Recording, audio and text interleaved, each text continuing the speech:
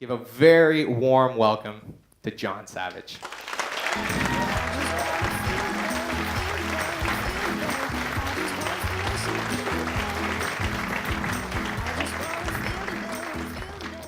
Thank you very much, Marcel. And thank you guys. Thanks so much for coming. As Marcel said, I do believe something very special has been built at Camp Centennial. But let me be clear, it wasn't built by me. I am a product of this program. It was built by a very great number of people who gave huge contributions to the program. And none more so than the original owner, a dear friend of mine, the late Owen Fraser. Absolutely. Absolutely. And you know what? At some point, I would love to stand on a stage and tell his story. He was a teacher here in Moncton for over 30 years. And in that time, he traveled the world. I mean, the guy kayaked the coast of Alaska and Labrador. He hiked from BC to California. He trekked through Africa and Asia and Australia. But you know what? The most incredible stories I heard were in the last years of his life, as generations of students and gymnasts and people he taught over the years came back or called him up. And they all had a similar message. They all said, I am proud of who I am today, thanks to who you helped me be. But if he were here today, he'd be the first to say, oh, that's just my story. Let's talk about what you're up to today. So let's talk. Let's talk about a day at camp. Now, I think when I mentioned summer camp, most of you probably have an idea that comes to mind. Yes? Yeah? Maybe involves, a lakeside, some canoes, maybe serving some hot dogs, a few shenanigans now and then, maybe? That image you have of camp isn't wrong. But I think there might be a little more to it than you realize. Yes, we spend our days almost 100% outside. Yes, we're completely cell phone free, campers and counselors. And yes, our days are active with things like canoeing and swimming and rock climbing and rappelling and field games. And we teach how to cook on campfires and how to sing songs and how to tent outside. Those are all the things. The things that the campers choose to spend their days doing.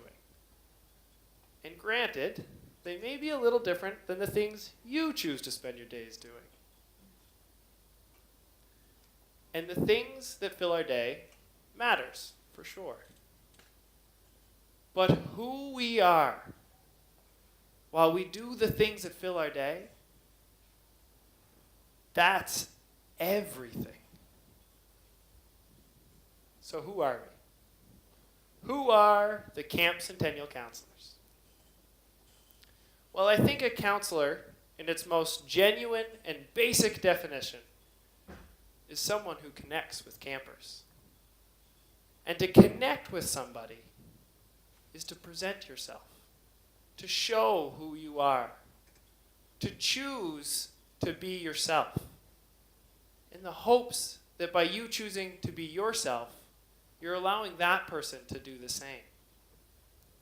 And if camp is a place where we can be ourselves, where we can choose to be ourselves, then surely we should choose to be the best version of ourselves.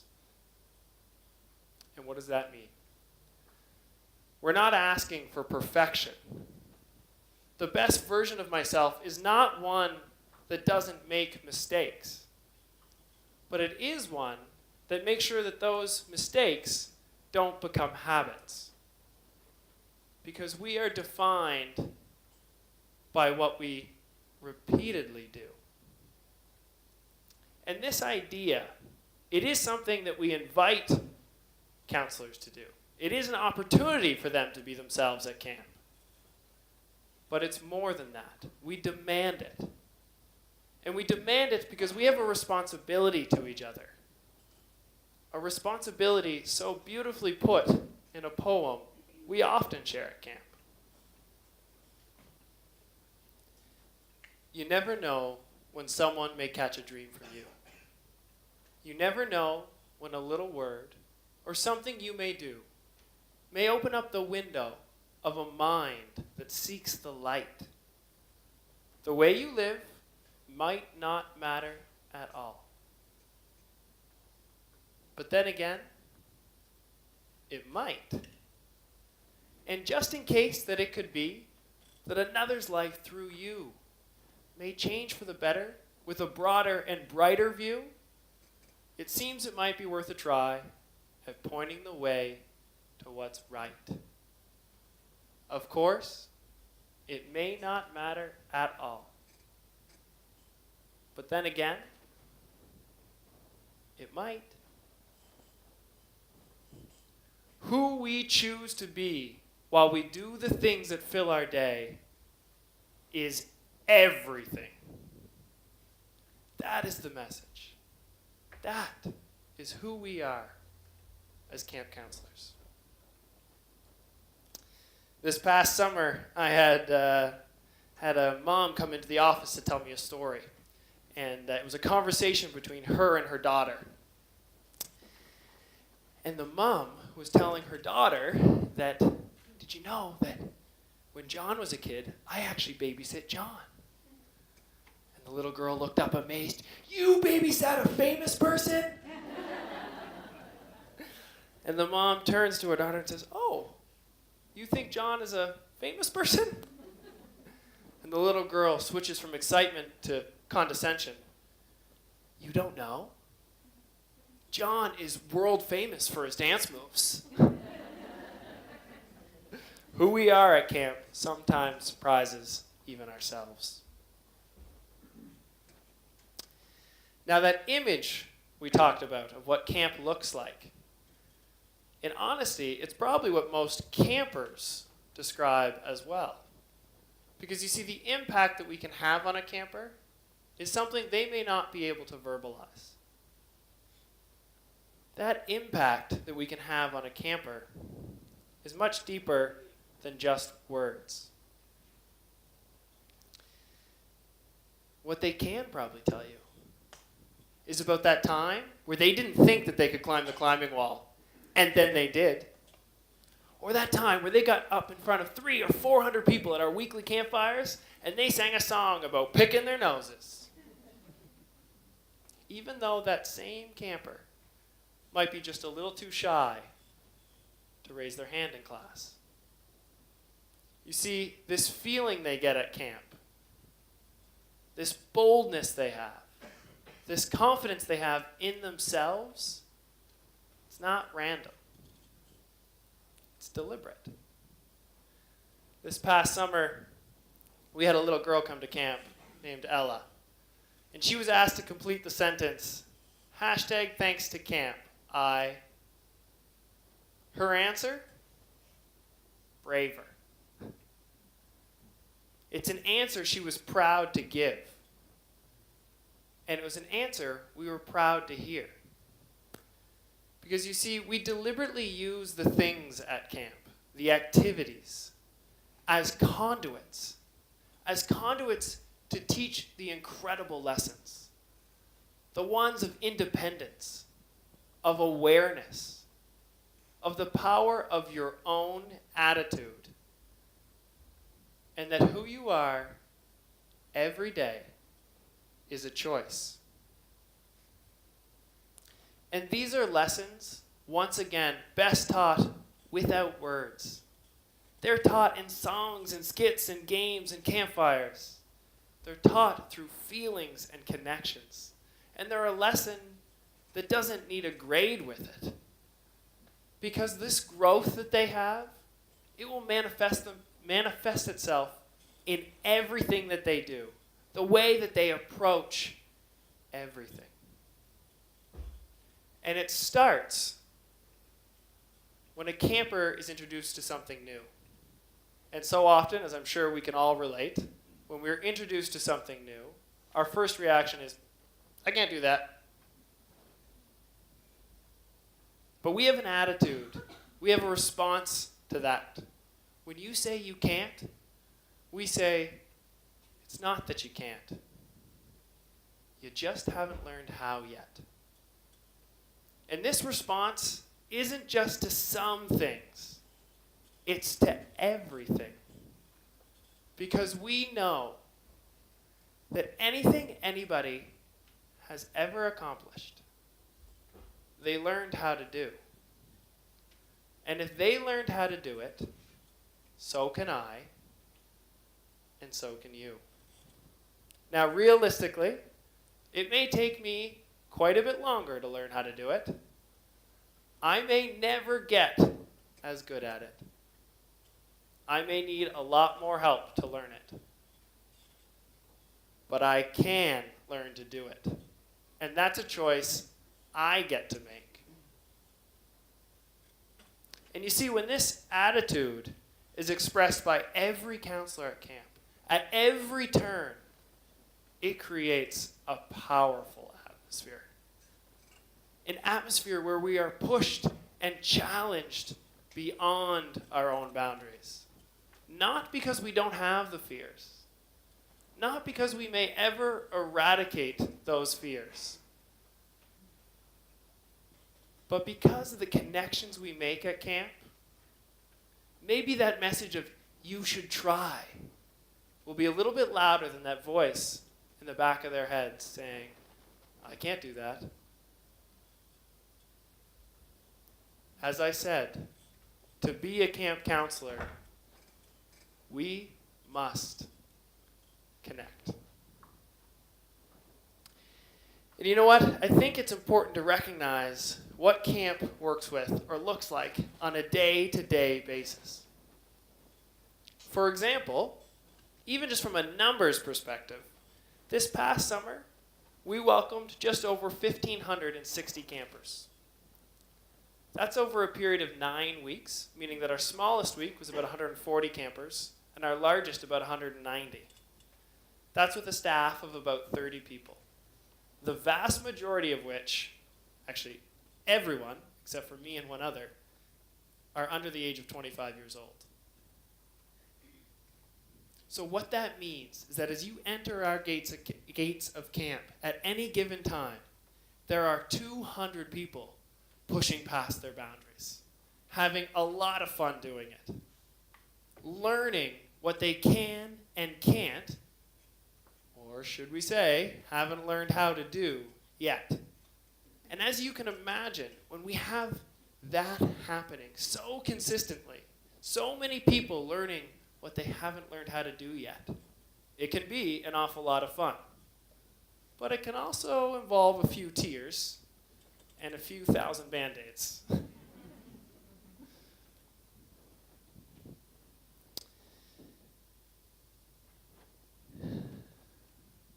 You know, I assume that it comes from somewhere like there that I often get the comment from parents, what if something happens? And you know what? It's a valid question. It's based on love and caring for their own child. But what I never get to say, and always crosses my mind, is what do you mean if?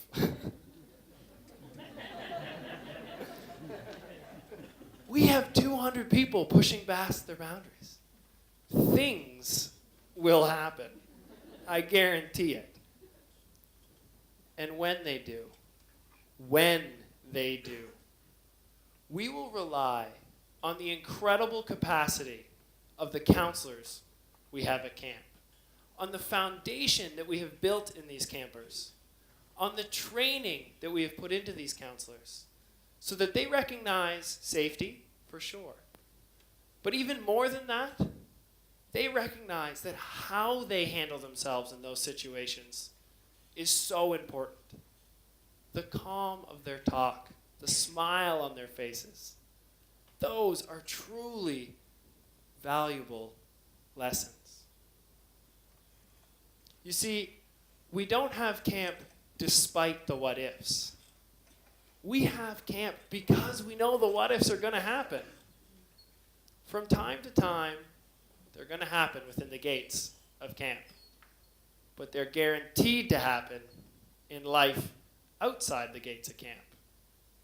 And maybe, just maybe, if we could present challenges to campers while they're with us and have a lot of fun doing it, maybe we can teach them and ourselves to not go through life trying to avoid the what ifs, to not constantly be terrified about the idea of what ifs.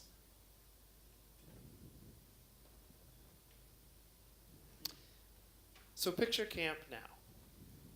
It's probably not that different.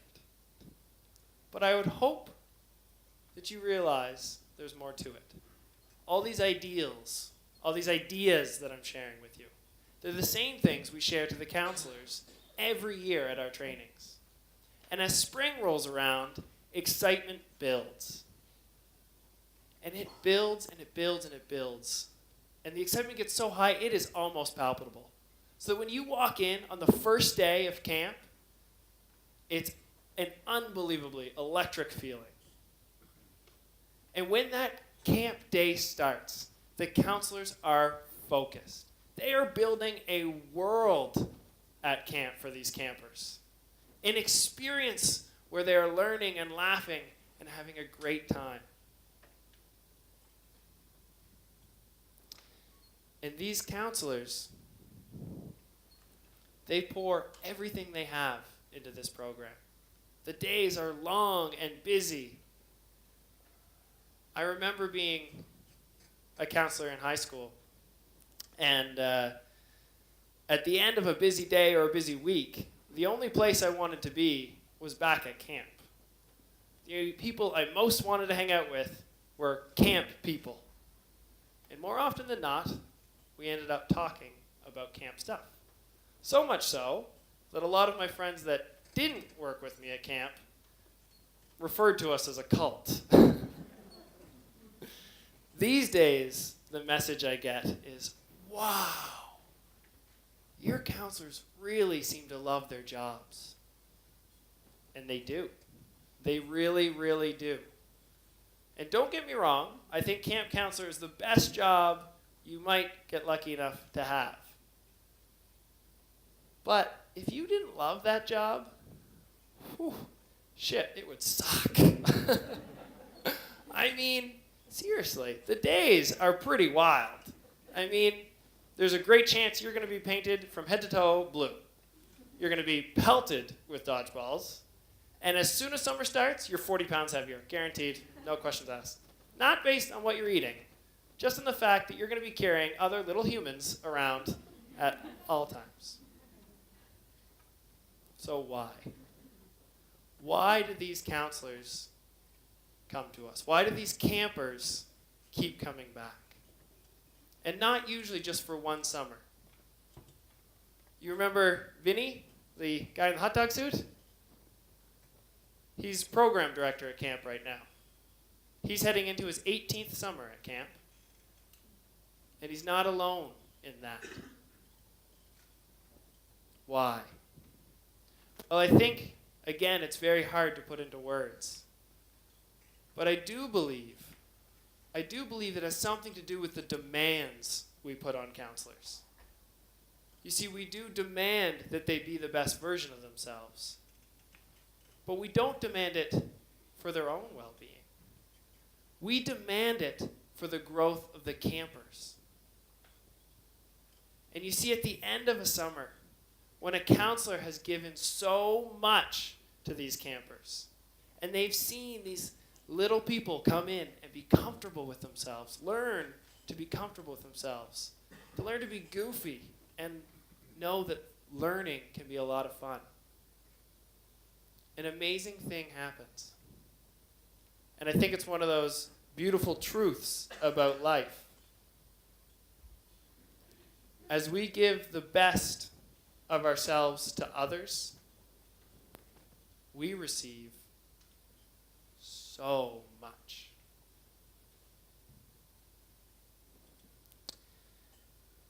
I want to leave you guys tonight with a feeling. But it's only a feeling we can create together. So in a moment, I'm going to ask you to sing a song with me. And it's a beautiful song written by a man named Jack Pierce from Camp Towingo in Ontario. But for those of you sitting in your seats thinking, oh, geez, I don't want anyone to hear how terrible I am at singing, I would remind you, I'm mic'd. And everybody will be hearing me sing. And so first, I'm going to sing the song just so you get an idea of the tune. And then I'll feed you the lines so we can sing along. Just a sec.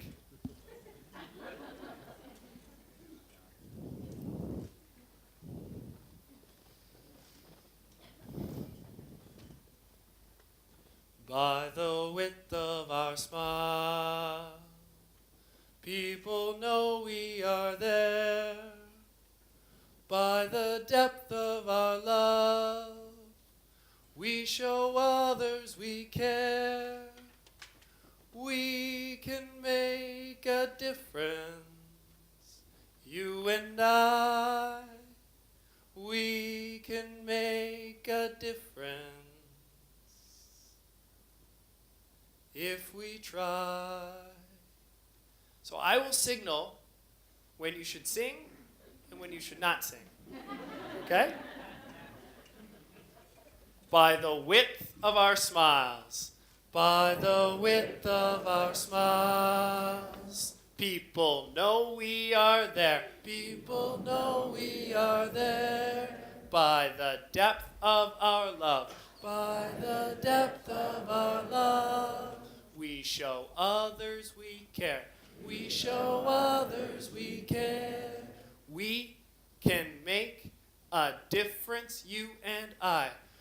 We can make a difference, you and I. We can make a difference, pause for a moment, if we try. Here we go. We can make a difference, 3, 2, 1. If we try, by the width of our smiles, by the width of our smiles, people know we are there. People know we are there. By the depth of our love, by the depth of our love, we show others we care. We show others we care. We can make a difference, you and I.